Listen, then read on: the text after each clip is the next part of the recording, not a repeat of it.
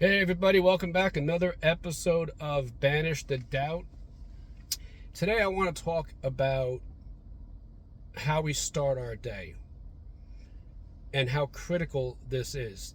I've spoken in previous videos about what I call these two fingers being the bookends of our day. And the first bookend is how we start our day. And it's very vital that we start our day with an attitude of gratitude. When we wake up, we want to be thankful for everything. Abraham Hicks talks about this.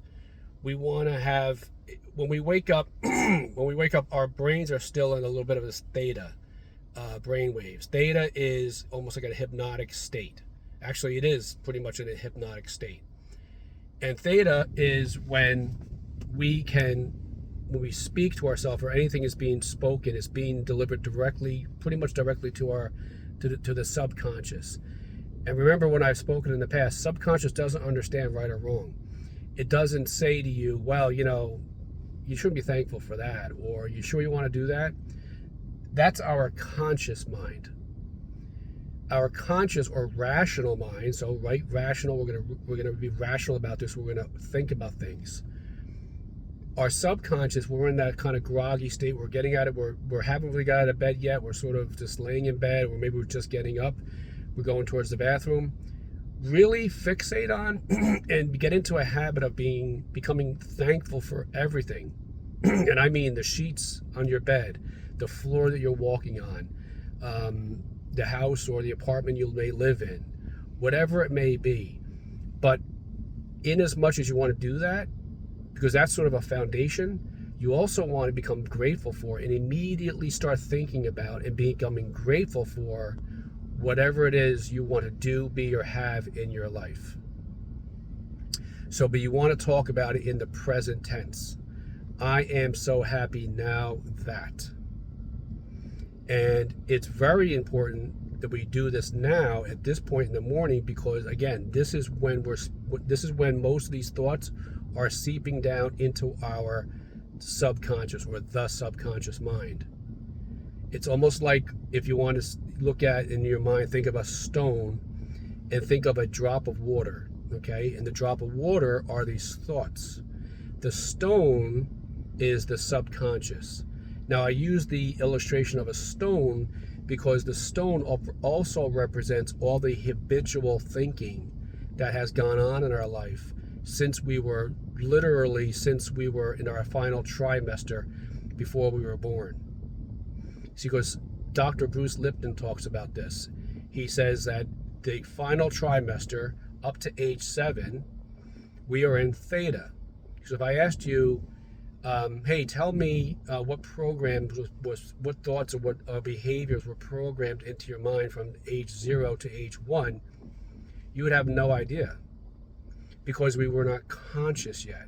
So the same theory applies. When we wake up in the morning, we are semi-conscious. We're conscious enough to know we're going to go to the bathroom or whatever. But this part of our day, guys, is the part of our day where we're just starting to leave theta, leave the sort of a messy middle where we're not completely awake yet, and we're going to start to get into that habitual mind, the habitual thinking. It's almost like as if you've experienced this. If you've ever been driving and you're thinking, right? Whenever we think, we go inside, and you're thinking about maybe something going to take place that day at work, or you're thinking about something that happened the previous day, and then you realize, wait a minute, and as you're thinking about that, right, you start to realize, well, I just drove, I've been driving for the last 2 or 3 minutes, and I was unconscious of the fact that I was driving. That rock, the habitual thinking, the subconscious, becomes the autopilot and takes us. It's why we can get to our destination, our job, and somebody may ask, hey, how do you get to your job? And you can say, well, I go down, and you can't remember the name of the street. And I turn on, I can't remember the name of the street I turn on. But you just do it unconsciously. So if you're not being defined when you wake up by a vision of the future, you're left to the habitual thinking, the habitual mind thinking.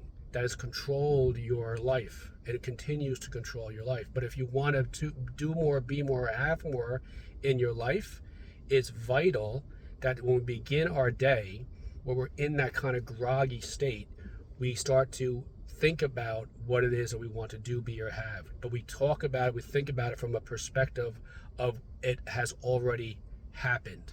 It's already here. I'm so happy and grateful now that. So we talk about it from that perspective. We're thankful of it from that perspective. Same holds true at the end of the night. When we're going to sleep, when we're laying in bed, the day is finished.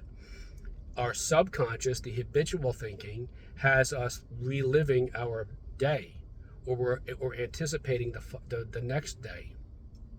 And we find out, well, I can't really sleep all that well. Well, because we're anticipating something, we're worried about something, we're trying to control something that hasn't happened yet, or we're trying to control something that has happened, and we're trying to fix it laying in bed. We change this dynamic, and we start to focus on what it is that we want to do, be, or have. Again, from a premise of, I'm so happy and grateful now, present moment, that whatever it is you want to happen, the vision of the future, as it's already has happened. It's happening now. I'm so happy now that I'm that person. And then throughout our day, whenever we have moments when we're kind of away from things, we're driving or what have you, replay this video and remember, in that moment, we want to become conscious. We want to live in this moment now. We don't want to live in the anticipatory future. We're trying to control what's going to happen, or going back in our mind and trying to change things that have happened. I am here. I'm in this moment. I'm so happy and grateful now in this moment that I already am that person, that this has already happened. I'm so happy and grateful now that, and you fill in after that. That's my message for you this morning, guys. Make it a great day. Remember, always be present. Always be now, because life is always right now. Thank you. Have a great day, and I'll see you on the other side.